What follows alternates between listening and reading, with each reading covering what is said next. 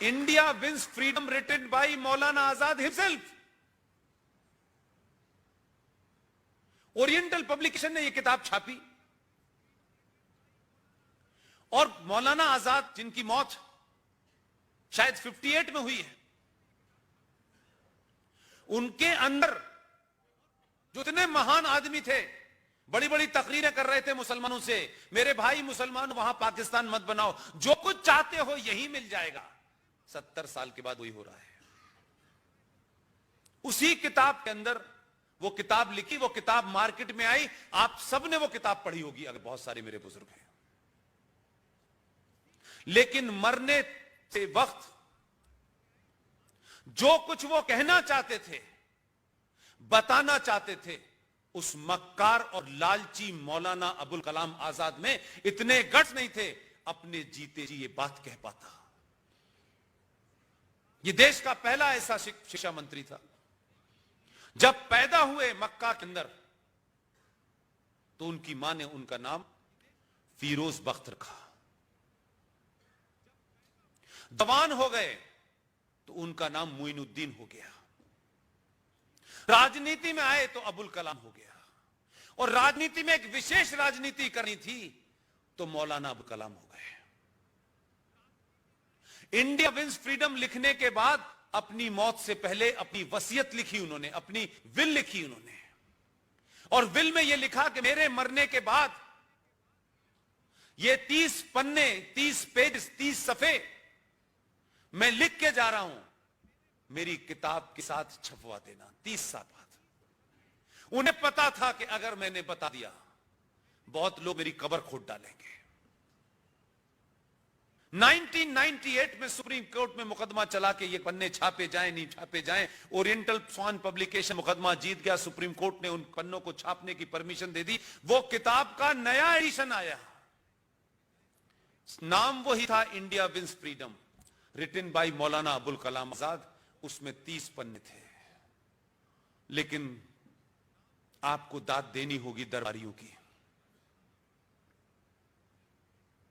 उस पार्टी के लोगों की दाद देनी होगी आपको। गजम मिशन के लोग हैं।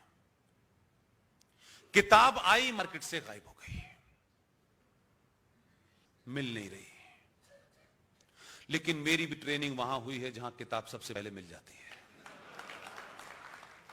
मेरे पास वो किताब है, 30 पन्नों को मैंने पढ़ लिया है। उस 30 पन्नों का जिस्ट ये है, मौलाना आजाद अपने जीते जी नहीं कह सकता था ये मक्कार आदमी है, क्योंकि सत्ता पे भी बैठ करके आज के हिंदुस्तान को जो आप सूरत देख रहे हैं शाहीन बाग में, इन लोगों को बचाना था। उसने लिखा है, Jinnah was right, Nehru was wrong. It was Nehru who want partition, not Jinnah. यह देश उस आदमी की बनाई शिक्षा को 70 साल से पढ़ रहा है। उसी आदमी ने नूरुल इस्लाम अलीगढ़ मुस्लिम यूनिवर्सिटी के प्रोफेसर इरफान हबीब रोमिला थापर ऐसे जोकरों को चुना। उन्होंने भारत का इतिहास लिखा है। उस इतिहास में क्या क्या लिखा है वो आप सबने पढ़ा है। इसलिए महाराणा प्रताप महान नहीं है, अकबर महान है। और कमाल के लोग हैं, आपसे नफरत इतनी ज्यादा है इन लोगों की, मुसलमानों की। मैं ये बात इसलिए खुले शब्दों में कहता हूं कि 70 साल बाद ये मौका मिला है, इसलिए मैं इसे मिस नहीं करना चाहता।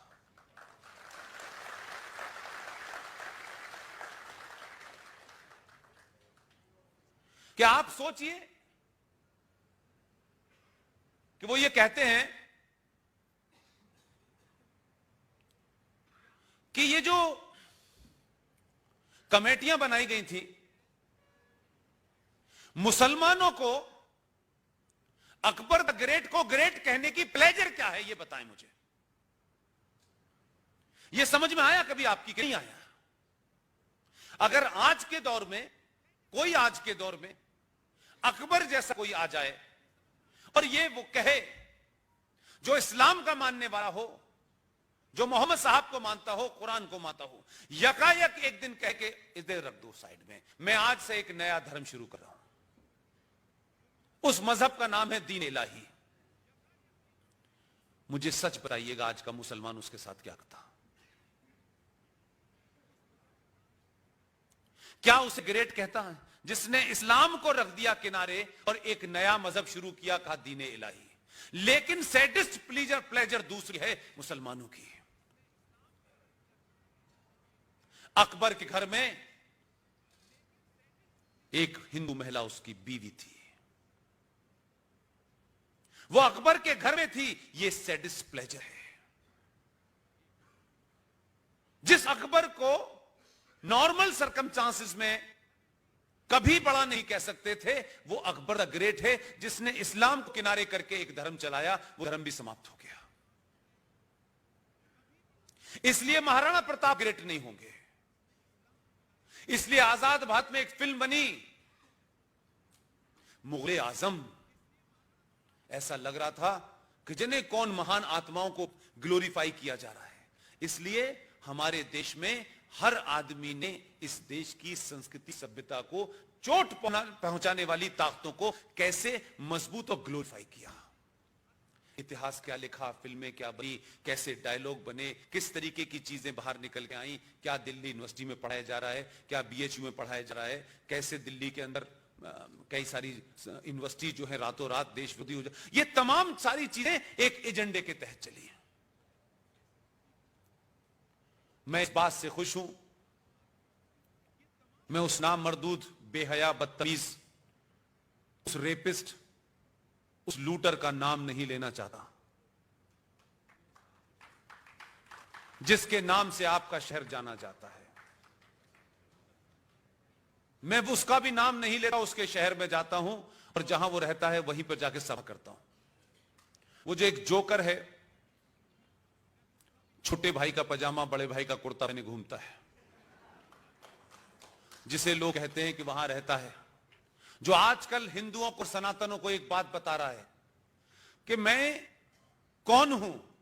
चिल्ला चिल्ला के कहता है कि 800 साल हमारे पूर्वजों ने हिंदुओं तुम्हारे ऊपर हुकूमत की है। मुझे लगा कम से कम एक सही आदमी है जो सोए हुए हिंदू को मैं नहीं बता पा रहा, वो बता है। अब बार बार 800 साल का हवाला है, 800 साल का। लेकिन ये 800 साल का हवाला उसे सिर्फ 6 साल में ही देना पड़ रहा है। अभी तो 6 साल हुए हैं, 800 साल तो बहुत दूर है। 806 साल के अंदर तुम्हें अपने पूर्वजों का भी ध्यान आ गया। सनातनियों को बार बार मत बताओ कि तूने कितने साल हमारे ऊपर जुल्म जाती की है। अभी तो सनातनियों में सिर्फ 5% लोगों ने सनातन होने की कसम खाई है। अगर ये पूरा राष्ट्र सनातन हो गया, 800 साल इतिहास में 8 मिनट के बराबर लगेंगे, ध्यान रखना। उस शहर का भी नाम नहीं लेता मैं, इसलिए सरकार वही करती है जो समाज चाहता है। आप चाहिए तो आप उसकी चाहत तो पैदा करिए अपने अंदर। गूगल ने अभय मराठे का लोहा मान लिया। देश की एक विदेशी कंपनी वोडाफोन ने कहा, यस, हम आपको बिल और आपका चेक आपकी सर्वसम्मति से बने हुए कैलेंडर की डेट से एक्सेप्ट करेंगे। अगर इस उम्र में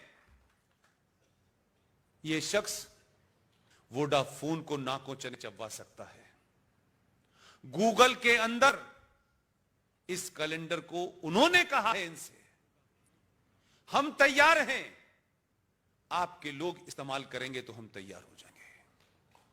130 करोड़ में से 90 करोड़ लोग सिर्फ इस बात के लिए मांग करें ताकि उससे सोच पैदा हो, दुनिया को पता चले सनातन के लोग वापस लौट रहे हैं।